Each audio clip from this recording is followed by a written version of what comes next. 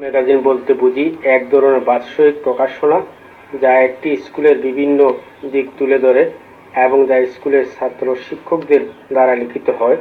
বস্তুতপক্ষে স্কুলের ছাত্রছাত্রী দ্বারা স্কুল ম্যাগাজিন প্রকাশিত হয় যা তাদের সুপ্ত মেধাকে প্রকাশ করে।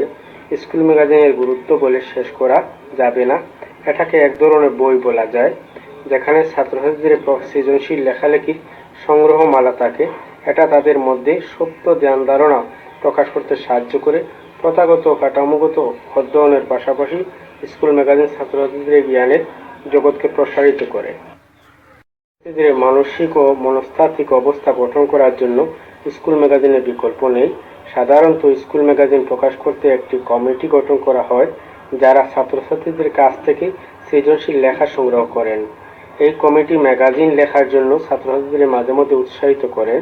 সাধারণত স্কুলের ম্যাগাজিন ছাত্রছাত্রীদের স্বপ্ন, আশা, আকাঙ্ক্ষা, কল্পনা প্রভৃতি নিবন্ধ, গল্প, সাহিত্য, কবিতা ও মহাজ্ঞানীদের বাণী প্রকাশ পায়। দেশপ্রেম, স্বাস্থ্য এবং অন্যান্য গুরুত্বপূর্ণ বিষয়ের উপর লেখা অন্তর্ভুক্ত থাকে। এটা ছাত্রছাত্রীদের মানসিক মনস্তাত্ত্বিক সক্ষমতা বাড়ায়। কুসংস্কারমুক্ত জীবনযাপন গঠনে ভূমিকা রাখে। ম্যাগাজিন প্রকাশ করতে ছাত্র শিক্ষকদের সমন্বিত প্রচেষ্টা প্রশংসার দাবিদার। সর্বোপরি স্কুল ম্যাগাজিন প্রকাশের গুরুত্ব যথেষ্ট।